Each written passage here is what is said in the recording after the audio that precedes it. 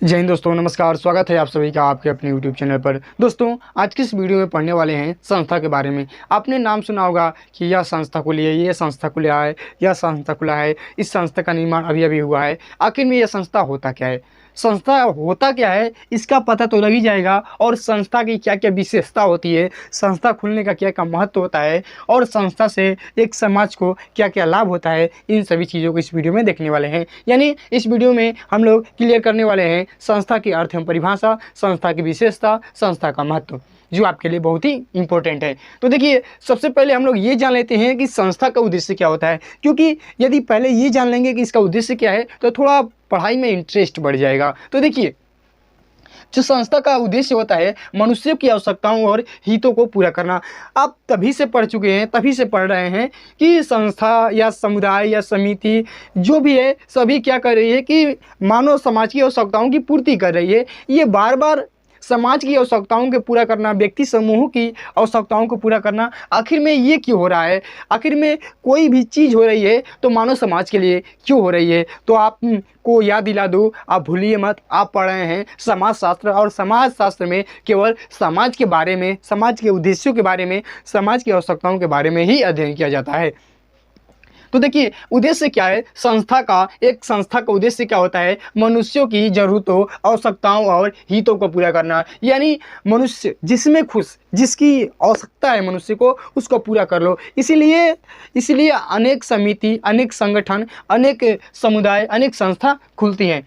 अब देखिए, जो यहाँ पर मानव हित आया है, यानी जो मानव हित होता है वह दो प्रकार का आता है। यानी मानव हितों को हम लोग दो श्रेणियों में रखते हैं, पहला श्रेणी और दूसरा श्रेणी। देखिए, मनुष्यों की आवश्यकताओं और हितों को पूरा करना किसका? संस्था का उद्देश्य है। किसका उद्देश्य है? संस्था का। और जो यह मानव हित होता है ना, इसको दो श्रेणी में रखा गया है। एक प्रथम श्रेणी होता है और एक द्वितीय श्रेणी होता है। तो देखिए, प्रथम श्रेणी में सामान्य हितों को रखा जाता है और द्वितीय श्रेणी में विशिष्ट हितों को रखा जाता है। तो अब जो सामान्य हित है और जो विशिष्ट हित है, देखिए, सामान्य हित को पूरा करने के लिए अलग चीज़ है और विशिष्ट हित को पूरा करने के लिए अलग चीज़ है। तो देखिए, जो सामान्य हितों की पूर्ति करता है उसको समुदाय कहते हैं, और जो विशिष्ट हितों की पूर्ति करता है उसे समिति कहते हैं। एक बार और ध्यान से सुनिए कि जो मानव हित होता है उसको दो श्रेणियों में रखा गया है, एक प्रथम श्रेणी, एक द्वितीय श्रेणी। प्रथम श्रेणी में सामान्य हित आते हैं, जबकि द्वितीय श्रेणी में विशिष्ट हित आते हैं।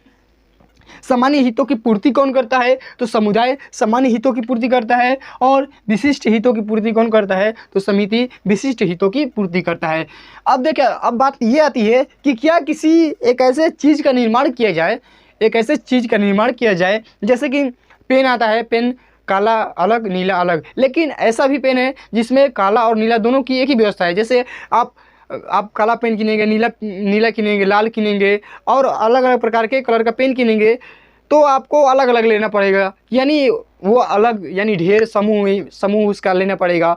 और एक ऐसा भी पेन आता है जिसमें सभी कलर्स एक ही पेन में दिए जाते हैं, तो आप इसको बेटर फील करोगे। और वो 5-7 कलर वाला एक एक सिंगल लोगे तो बहुत ज़्यादा ढेर हो जाएगा, और एक सिंगल पेन लोगे जिसमें सभी कलर्स मिल जाएंगे, तो आप जो सिंगल है उसको चूज करोगे। यानी आपकी यही चॉइस रहेगी कि मैं सिंगल वाला लूँ ताकि 5-7 पेन ढोने में मुझे आसानी रहे इससे। तो देखो, उसी तरह बनाया गया कि क्या कुछ ऐसा व्यवस्था हो सकता है जिसमें सामान्य हितों को भी पूर्ति की जा सकती है और विशिष्ट हितों को भी पूर्ति की जा सकती है। तो इसीलिए आपका सामने उभर कर आता है संस्था। यानी संस्था का निर्माण इसीलिए किया गया ताकि वहाँ पर सामान्य हितों को भी पूर्ति की जा सके और विशिष्ट हितों की भी पूर्ति की जा सके। यानी सामान्य हितों की पूर्ति समुदाय करता है और विशिष्ट हितों की पूर्ति समिति करता है, लेकिन सामान्य हित और विशिष्ट हितों की पूर्ति संस्था करता है। यानी सामान्य हित की पूर्ति समुदाय करता है, विशिष्ट हित की पूर्ति समिति करता है, लेकिन इन दोनों की पूर्ति जहाँ होती है उसका क्या नाम है? संस्था। अब देखिए, मैकाइवर अपने कथन को लेकर आते हैं, अपने विचार को लेकर आते हैं, अपने थॉट प्रोसेस को लेकर आते हैं, अपने माइंड सेट को लेकर आते हैं। किसके प्रति? संस्था के प्रति। उन्होंने बताया कि संस्था क्या होती है। तो देखिए, इन्होंने बताया कि संस्था क्या होती है। इन्होंने परिभाषा के माध्यम से कहा, एक ऐसा निश्चित संगठन जो किसी विशेष ढंग से साधारण स्वार्थों का अनुसरण करता है।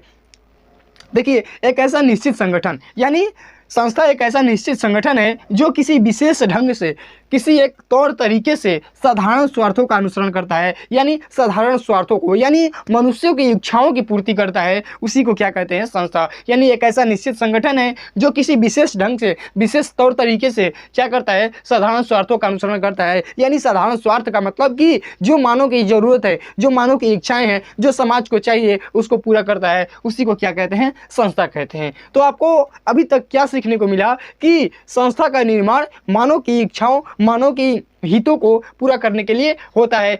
इसका उद्देश्य ही है मनुष्य की आवश्यकताओं को पूरा करना। अब देखिए, मानव हित के दो श्रेणी होते हैं, प्रथम और द्वितीय। सामान्य हित को प्रथम श्रेणी में रखा जाता है और विशिष्ट हित को द्वितीय श्रेणी में रखा जाता है। सामान्य हित को समुदाय पूरा करता है और विशिष्ट हित को समिति पूरा करता है, लेकिन इन दोनों की जहाँ पूर्ति होती है उसे संस्था कहते हैं। माइक आइवर ने अपना कथन दिया। अब देखिए, कूले ने अपना कथन क्या दिया, अपना थॉट प्रोसेस क्या दिया, अपना माइंडसेट क्या लगाया। देखिए, संस्था एक सामाजिक विरासत के रूप में निरंतर चलने वाला व्यवस्थित संगठन है। यानी संस्था एक ऐसा संगठन है जो सामाजिक विरासत के रूप में निरंतर चलता रहता है। इन्होंने कहा कि संस्था एक ऐसा संगठन है ना जो सामाजिक विरासत के रूप में निरंतर चलता रहता है। यानी पीढ़ी दर पीढ़ी समाज के बाद यदि नए समाज, पुराने समाज से नए समाज, पुराने समाज से नए समाज, यानी स्थानांतरित होता रहता है। तो देखिए, संस्था एक सामाजिक विरासत के रूप में निरंतर चलने वाला व्यवस्थित संगठन है। अब यहाँ के बाद जो लाइन लिखा गया है उसको समझिए, जो कुछ प्रस्तुत इच्छा या आवश्यकताओं की पूर्ति करता है। आखिर में मैं पूछूं कि किसकी एक इच्छाओं या आवश्यकताओं को पूर्ति करता है, तो आपका यही कथन होगा कि समाज के व्यक्ति समूहों के इच्छाओं और आवश्यकताओं की पूर्ति करता है। तो देखिए, मेन रूप से सभी लोगों ने अपनी परिभाषाओं में यह जरूर लिखा है कि इच्छाओं की पूर्ति करता है, आवश्यकताओं की पूर्ति करता है। यानी संस्था का दायित्व तो यही बनता है कि वह समाज के लोगों, समाज के व्यक्ति समूहों की इच्छाओं को पूरा करे, उनकी आवश्यकताओं को पूरा करे, उनके उद्देश्यों की पूर्ति करे। तो देखिए, इतना तो देखिए, अब अलग अलग बातों को कहने का अब अलग अलग अनुभव है, अलग अलग थॉट है, यानी अलग अलग ख्याल आया तो अलग अलग विद्वानों ने अपना कथन दिया। लेकिन सभी का पढ़ेंगे तो आपको एक ही चीज़ देखने को मिलेगा कि इन्होंने जो परिभाषा में बताया है वो उनका यही उद्देश्य है कि संस्था का यही मुख्य रूप से उद्देश्य है कि इनका उद्देश्य, इनके परिभाषा का उद्देश्य और संस्था का उद्देश्य एक ही है कि वह इच्छाओं और आवश्यकताओं को पूरा करे। तो देखिए, संस्था एक सामाजिक विरासत के रूप में निरंतर चलने वाला व्यवस्थित संगठन है जो कुछ प्रस्तुत इच्छा या आवश्यकताओं की पूर्ति करता है। तो इतना हो गया। अब हम लोग देखते हैं विशेषता। आखिर में संस्था की विशेषता क्या है? तो देखिए, नियमों का व्यवस्था बताया गया है। विद्वानों ने कहा है कि संस्था नियमों की व्यवस्था है। संस्था, जैसे कि संस्था में नियम कानून होते हैं, संस्था नियम कानून से चलता है, उसकी कार्यविधि होती है। तो इन्होंने कहा कि जो संस्था होता है वो नियमों की व्यवस्था है और किसी भी चीज़ की व्यवस्था नहीं है। संस्था क्या है? नियमों की व्यवस्था है। तो देखिए, संस्था का संबंध व्यक्ति समूह से नहीं है।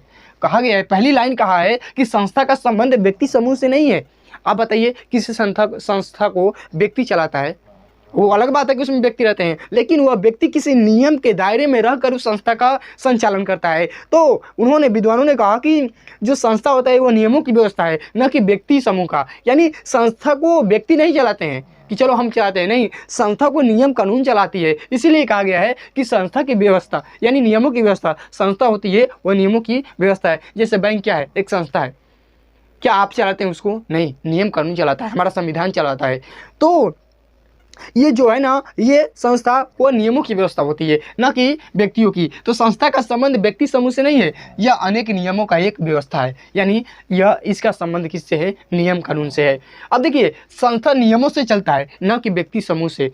यानी संस्था का संचालन नियमों के द्वारा किया जाता है, न कि व्यक्ति के समूह से। यानी व्यक्ति के समूह से कोई संस्था चले ऐसा मुमकिन नहीं है, क्योंकि नियमों की व्यवस्था है, क्योंकि संस्था नियमों की व्यवस्था है और संस्था नियम से ही चलता है।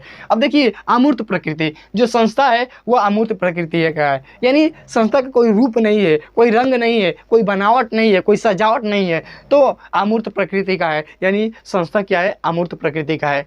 अब देखिए, सामूहिक स्वीकृति। सामूहिक स्वीकृति का मतलब क्या? देखिए, नियमों की कोई व्यवस्था संस्था तभी कहलाती है जब उसे संपूर्ण समूह की स्वीकृति प्राप्त हो। यानी संस्था का निर्माण आप ऐसे ही नहीं कर देंगे। संस्था का निर्माण किए हैं तो पूरे सामाजिक समूह की स्वीकृति चाहिए, यानी सभी लोग राजी होना चाहिए, तब आप किसी संस्था का निर्माण कर सकते हैं। सभी लोगों की इच्छाएं होनी चाहिए कि हाँ इस संस्था का निर्माण हो जाना चाहिए, न कि आप अपने मनमानी ढंग से कर सकते हैं, ऐसी व्यवस्था नहीं है। तो देखिए, नियमों की कोई व्यवस्था संस्था तभी कहलाती है, यानी कोई नियम है और कोई संस्था है, यानी नियमों की कोई व्यवस्था संस्था तभी कहलाती है। देखिए कितना घुमा कर लिखा गया है, संस्था को नियमों की व्यवस्था कहते हैं। तो देखिए, संस्था तभी कहलाती है जब उसे संपूर्ण समूह की स्वीकृति प्राप्त हो। यानी इतना भी पढ़ रहे हैं तो वही सेंस आ रहा है। देखिए, नियमों की कोई व्यवस्था, इन चारों शब्दों का एक ही शब्द है, संस्था।